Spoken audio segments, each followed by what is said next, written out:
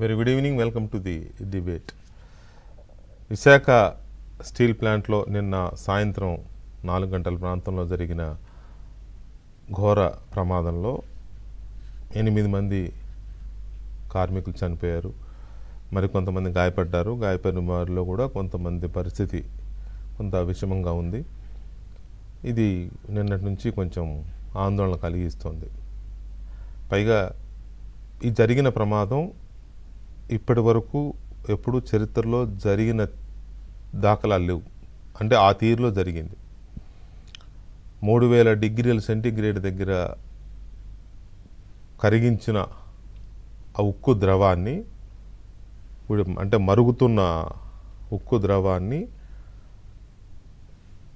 తరలించే bucket, trolley లాగా తీసుకెళ్లే బకెట్ ఒక దగ్గరికి వెళ్ళిన తర్వాత ఎందుచేత పేలింది అనేది పక్కన పెడితే అది ఒకసారిగా ఇట్లా ఉప్పొంగింది. అది ఉప్పొంగి పడిపోయింది. ఆ ప్రమాదం జరిగిన టైంలో అక్కడ 16 మంది కార్మికులు ఆ ప్రెమిసెస్లో పనిచేస్తున్నప్పుడు అది డైరెక్ట్గా మీద పడడంతో 8 మంది కార్మికులు అక్కడే చనిపోయారు. కొంతమంది తీవ్రంగా గాయపడ్డారు. అందులో ఒకరిద్దరు పరిస్థితి విషమంగా ఉంది. ఇది రాత్రి వరకు ఉన్న అప్డేట్స్. అదే కంటిన్యూ అయింది. రాత్రే కేంద్ర మంత్రులు వచ్చారు.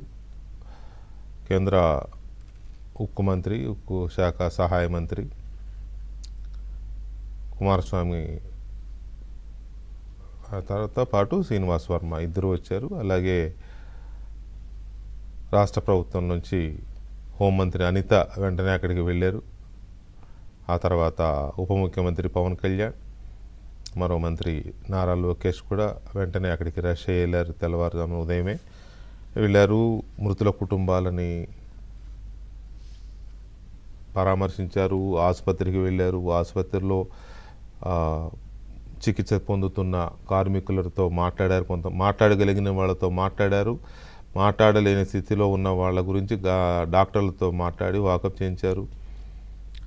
చికిత్సలో ఎలాంటి లోపాలు లేకుండా అత్యున్నతమైన చికిత్స ఇవ్వాలని కూడా కోరారు. ఇవన్నీ సహజంగా జరుగుతూ ఉంటే చేశారు, బాగానే చేశారు. అప్పటికి కేంద్ర ప్రభుత్వం లేట్ నైట్ ప్రకటించింది. 25 లక్షల ఎక్స్గ్రేషియా ప్రకటించింది కేంద్ర ప్రభుత్వం మృతుల కుటుంబాలకు. అలాగే గాయపడిన వారికి 10 లక్షల ఆర్థిక సాయాన్ని కూడా కేంద్ర ప్రభుత్వం ప్రకటించింది. ఇక రాష్ట్ర ప్రభుత్వం వైపు నుంచి కూడా ప్రకటించాల్సి ఉంది. దానికి సంబంధించిన ఒక కమిటీ ఉంది. ఆ కమిటీ నివేదిక వచ్చిన తర్వాత ఎక్కడ లోపం జరిగింది, ఏంటి, స్టీల్ ప్లాంట్ నుంచి ఎంత ఇవ్వాలి, అలాగే రాష్ట్ర ప్రభుత్వం ఎలాంటి ఆర్థిక సాయం ఇస్తుంది, ఇంకేంటి అనేది ఇట్స్ ఎ ప్రాసెస్. సో ఇది అయితే ఇవాళ లోకేష్ అక్కడికి వెళ్ళడం, పవన్ కళ్యాణ్ అక్కడికి వెళ్ళడం, అధికారులతో మాట్లాడడం, ఆ తర్వాత అక్కడి నుంచి ఘటన జరిగిన ప్రాంతానికి స్టీల్ ప్లాంట్లోకి వెళ్ళి అక్కడ జరిగిన తీరుని సమీక్షించడం, అధికారులతో అక్కడ మాట్లాడడం, బయటకు వచ్చిన తర్వాత కార్మిక సంఘాల నాయకులతో మాట్లాడడం, వాళ్ళ ఫీడ్బ్యాక్ తీసుకోవడం, వాళ్ళ అభిప్రాయాలు తీసుకోవడం, ఆ తర్వాత మీడియాతో మాట్లాడడం, ఇవన్నీ చకచక జరిగిపోయాయి. మధ్యాహ్నం వరకు అక్కడే ఉండి మధ్యాహ్నం నుంచి రిటర్న్ అయ్యారు.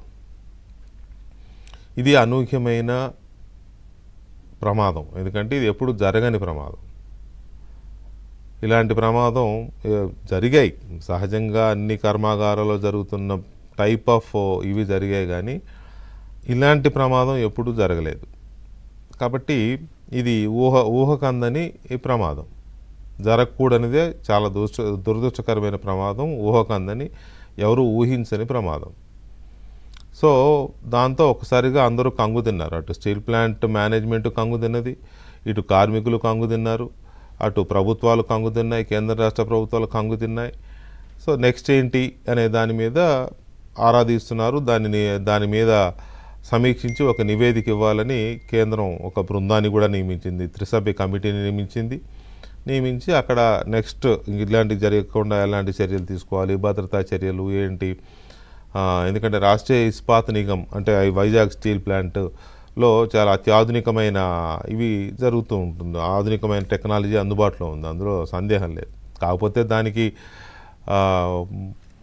సొంత మైనింగ్, ఐరన్ ఓర్కు సంబంధించిన సొంత మైన్ లేదు, క్యాప్టివ్ మైనింగ్ లేదు అనేది ఒక లోపం తప్ప టెక్నాలజీ పరంగా వైజాగ్ స్టీల్ చాలా అద్భుతమైన ఇది చేస్తుంది. అక్కడ కార్మికులు కూడా బ్రహ్మాండంగా దాన్ని లాభాల బాటలో నడిపించారు. మంచి ఫ్యాక్టరీగా పేరు తెచ్చుకుంది. సో ఈ పరిస్థితుల్లో గడిచిన కాలంలో మోదీ గారి ప్రభుత్వం హయాంలోనే స్టీల్ ప్లాంట్ని ప్రైవేటీకరణ చేయాలని ఒక ఆలోచన చేసిన మాట వాస్తవం. అప్పుడు కార్మికులు దాదాపు 1000 రోజులు దీక్షలు కూడా చేశారు దాన్ని కాపాడుకోవడానికి. ఇప్పుడు ఉప ముఖ్యమంత్రిగా ఉన్న పవన్ కళ్యాణ్ అందరికంటే ముందు దాన్ని భుజాన వేసుకొని ఢిల్లీ వెళ్ళారు. అప్పుడు బీజేపీతో పొత్తులో లేరు ఇంకా ఆయన. వెళ్ళి అమిత్ షాతో మాట్లాడారు. ఆ తర్వాత చంద్రబాబు నాయుడు ఢిల్లీ వెళ్ళి ఢిల్లీలో అక్కడ అధికారులతో మాట్లాడారు, కేంద్ర ప్రభుత్వంతో మాట్లాడారు దాన్ని కాపాడడానికి. కానీ జగన్మోహన్ రెడ్డి అప్పుడు ముఖ్యమంత్రిగా ఉన్నారు. ఆయన ఏం చేశారు, ఎప్పుడు దాన్ని ప్రైవేట్ వాళ్ళకి ఇచ్చేసి ఆ పక్కన దానికి ఆనుకొని ఉన్న దాని ఆస్తిగా ఉన్న 4000 ఎకరాలని దిగమింగుదామా అని ఆయన ప్లాన్ వేశాడు. ముఖ్యమంత్రిగా ఉండి దాన్ని వదిలించుకుందామని చూశాడు ఆయన. ఎవరికి వదిలించుకుందాం అనుకున్నాడు అంటే తనకు బాగా కావాల్సిన పారిశ్రామికవేత్తలకి దాన్ని కట్టబెట్టేసి 4000 ఎకరాలు మింగేసి ఏదో చేద్దామని అప్పుడు ప్రభుత్వం కుటిల యత్నాలు చేసింది. దాని మీద పార్టీలు తిరగబడ్డాయి, కార్మికులు తిరగబడ్డారు. మొత్తం మీద కాపాడుకోగలిగారు. ఈ ప్రభుత్వం వచ్చిన తర్వాత మళ్ళీ దానికి అదనంగా నిధులు ఇప్పించడం, ఒక్కసారే 11,000 కోట్ల రూపాయలు ఇచ్చి దాని అప్పుల బారి నుంచి బయటపడేయడం, మళ్ళీ ఆగిపోయిన యూనిట్ల నుంచి కూడా ఉత్పత్తిని ఇవన్నీ మనం చూస్తున్నాం. స్టీల్ ప్లాంట్ అనేది ఇప్పుడు మంచి స్వింగ్లో ఉంది. అయితే కార్మికుల నుంచి కొన్ని అలిగేషన్స్ ఉన్నాయి. కొత్తగా కార్మికుల్ని నియమించకపోవడం, ఉన్న వాళ్ళని సంఖ్య తగ్గించే ప్రయత్నాలు చేస్తున్నారు అనేంటి ఆరోపణలు కార్మిక సంఘాల నుంచి ఉన్నాయి. అవి సహజంగానే ప్రతి ఇండస్ట్రీలోనూ ఉద్యోగాల పరంగా, నియామకాల పరంగా ఎప్పుడు యాజమాన్యాలకి కార్మిక సంఘాలకి ఎప్పుడు ఈ సంఘర్షణ అనేది ఎప్పుడు ఉంటూనే ఉంటుంది. దాన్ని మనం కార్మిక పక్షపాతులుగా మనం కార్మికుల కోణం నుంచి ఆలోచించాలి, అందులో సందేహం లేదు. ఇది ఒక పర్స్పెక్టివ్. అయితే లోకేష్ అండ్ టీమ్ ఇవాళ అక్కడికి వెళ్ళిన తర్వాత లోకేష్ ఒకవైపు, పవన్ కళ్యాణ్ గారు ఇంకొక వైపు, కేంద్ర మంత్రి శ్రీనివాస్ వర్మ ఇంకొక వైపు, ఒక్కసారిగా వాలిపోయారు వైజాగ్లో. ఎందుకు అని అంటే ఎక్కడా కూడా తమను నిర్లక్ష్యం చేసింది, గాయపడ్డ తమ కుటుంబాలను, బాధితులుగా ఉన్న మా కుటుంబాలను ప్రభుత్వాలు నిర్లక్ష్యం చేశాయి, పట్టించుకోలేదు అనకుండా వెళ్ళి వాళ్ళకు ఒక భరోసా ఇవ్వాలి, వాళ్ళకు ఒక ధీమా ఇవ్వాలి, మేమున్నాం మీకు అండగా అనే ఒక ధీమా ఇవ్వాలని ఒక్కసారిగా వాలిపోయారు. దాదాపు 5-6 మంత్రులు, 2 కేంద్ర మంత్రులు ఇంత చేసి వాళ్ళతో మాట్లాడుతున్నప్పుడు కొంతమంది వ్యక్తులు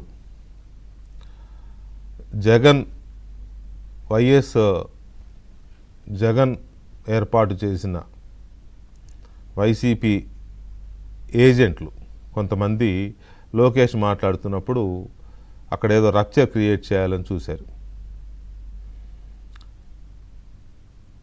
మీరు ఇప్పుడు కార్మికులకు ఏం చెప్తారు, మీరు ఇక్కడే ఏదన్నా ప్రకటించి వెళ్ళండి అని రెచ్చగొట్టే ప్రయత్నం చేశారు. అంటే అంత సాఫీగా సాగిపోతుంది ప్రభుత్వం, రాత్రికి రాత్రే ఎక్స్గ్రేషియా ప్రకటించింది. ఇప్పుడు ఎవరైతే చనిపోయిన వాళ్ళలో కాంట్రాక్ట్ కార్మికులు ఉన్నారో, కాంట్రాక్ట్ కార్మికులకి కుటుంబాలకి, చనిపోయిన కాంట్రాక్ట్ కార్మికుల కుటుంబాలకి కుటుంబంలో ఒకరికి పర్మనెంట్ ఉద్యోగం ఇస్తామని, తర్వాత ఇలాంటి ఘటన ఎందుకు జరిగిందనే దాని మీద వెంటనే నివేదిక తెప్పించుకుంటామని, ఇక మీద జరగకుండా జాగ్రత్తలు తీసుకుంటామని, కార్మికులకు సంబంధించిన భద్రతా చర్యలను ఇంకా మెరుగుపరుస్తామని, ఇటువంటి ఇంకా కొన్ని చెప్పారు.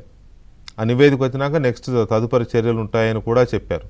పవన్ కళ్యాణ్ ఒక అడుగు ముందుకేసి ఆ నివేదిక వచ్చిన తర్వాత కార్మికులతో తానే స్వయంగా సమావేశం ఏర్పాటు చేసి అందరి దగ్గర ఫీడ్బ్యాక్ తీసుకుంటా అని కూడా చెప్పారు. ఇప్పుడు మరణించిన కార్మికుల కుటుంబాలకు, అలాగే గాయపడిన వారి కుటుంబాలను ప్రత్యేక శ్రద్ధ తీసుకుని వాళ్ళని ఆదుకుంటామని చెప్పారు. ఇన్ని చెప్పిన తర్వాత కూడా ఏదో ఒక రప్చర్ క్రియేట్ చేయాలి అనేది అక్కడ వైసీపీ ఏజెంట్లు కొంతమంది ప్రయత్నించారు. ఎందుకు ప్రయత్నించారు అని అంటే, ఇప్పుడు యథావిధిగా వార్త రాసుకోలేరు వాళ్ళ మీడియాలో. రేపు వాళ్ళ మీడియాలో ఆ వార్త అలా రాసుకోలేరు కాబట్టి లోకేష్ని నిలదీసిన కార్మికులు, లేకపోతే పవన్ కళ్యాణ్ని నిలదీసిన కార్మికులు అని రాయాలి. కానీ కార్మికులు నిలదీయలే.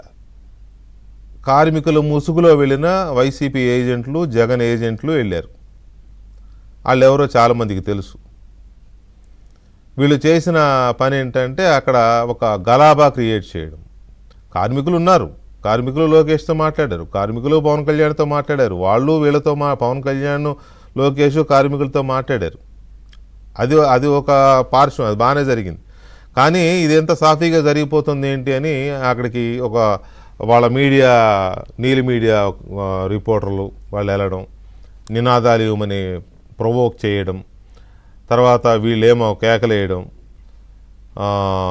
అక్కడ నిలదీస్తున్నట్టుగా ఒక బిల్డప్ ఇవ్వడం, ఇదంతా చేసి ఇప్పుడు అదే హైలైట్, అదే హైలైట్ చేసుకున్నారు వాళ్ళ మీడియాలో. అదేమంటే మీ లోకేష్ ఏమన్నాడు, మీ ఇంట్లో ఎవరూ చనిపోలేదు కదా అని లోకేష్ అనడం మానవత్వం లేని చర్య అని ఆల్రెడీ రాసేసుకున్నారు వాళ్ళ సాక్షి వాళ్ళ వెబ్సైట్లో. లోకేష్ అన్నదేంటి, మేము కుటుంబాలను పరామర్శించడానికి వచ్చాం, వాళ్ళని ఆదుకోవడానికి వచ్చాం. మనం ఆ చనిపోయిన వాళ్ళ కుటుంబాలకు తెలుస్తుంది ఆ బాధ, మీకు నాకేం తెలుస్తుంది, మీ ఇంట్లో చచ్చిపోయారా నా ఇంట్లో చచ్చిపోయారా అనే యాంగిల్లో ఆయన అంటే దాన్ని వక్రీకరించి ఇలా క్రియేట్ చేసే ప్రయత్నం చేశారు. చేసి ఇదంతా చేసిన తర్వాత దాంట్లో లోకేష్ది నియంతలా ఉంది, లోకేష్ తీరు నియంతలా ఉంది అని అన్నారని రాశారు. ఎవరు అన్నారు అని అంటే మాజీ మంత్రి గుడివాడ అమర్నాథ్.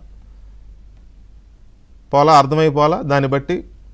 అంటే వీళ్ళే ఒక 10 మందిని పంపించి వాళ్ళ ఏజెంట్ని కార్మికుల ముసుగులో కార్మికుల పేరుతో పంపించి ఆ గుంపులో అరిపించి వీళ్ళు స్టేట్మెంట్ ఇస్తారు, లోకేష్ నియంతలా బిహేవ్ చేశాడు అని. సో ఈ సిచ్యువేషన్ని ఇలా అనడం ఎంతవరకు కరెక్టు? ఆ పార్టీకి శవరాజకీయాలు, జగన్మోహన్ రెడ్డికి శవరాజకీయాలు తప్ప వేరే ఏముండదని అందరూ అన్నట్టుగానే ఇప్పుడు అదే కదా అక్కడ కనపడుతుందని ఒక పాయింట్. పైగా రేపు జగన్మోహన్ రెడ్డి గారు వైజాగ్ వెళ్తున్నాడు, వెళ్ళొచ్చు, తప్పులేదు. ఎందుకంటే మాజీ ముఖ్యమంత్రిగా రాష్ట్రంలో ఒక పార్టీ అధ్యక్షుడిగా డెఫినెట్గా వెళ్ళాలి కూడా, ఆయన బాధ్యత. వెళ్ళి సమీక్షించవచ్చు, కుటుంబాలను పరామర్శించవచ్చు.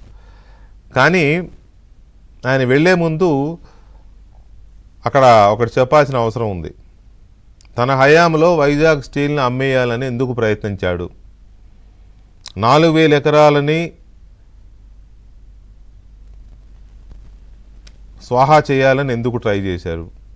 కేంద్ర ప్రభుత్వం వైజాగ్ స్టీల్ని ప్రైవేటు పరం చేస్తామని ప్రయత్నాలని జగన్మోహన్ రెడ్డి ఏనాడు ఎందుకు అడ్డుకోలేదు? అడ్డుకోకపోగా కార్మికుల్నే కన్విన్స్ చేసే ప్రయత్నం చేశాడు. అది ఎలాగో ఇక నష్టాల నుంచి బయటికి రాదు. ఇంకో మాట అన్నారు, ఎక్కడికి పోదు ఇక్కడే ఉంటుంది కదా ప్రైవేట్ వాళ్ళకి ఇచ్చినా అని కూడా అన్నారు. అంటే అలాంటి వాళ్ళు నియంతృత్వమా, ఇక్కడ పరామర్శించడానికి ఆదుకోవడానికి వెళ్ళిన వాళ్ళది నియంతృత్వమా? అసలు ఈ ముసుగు వీరులు ఎక్కడి నుంచి వస్తున్నారు? శవాలు ఎక్కడుంటే అక్కడ, లేకపోతే ఎక్కడ గాయపడిన వాళ్ళు ఎక్కడుంటే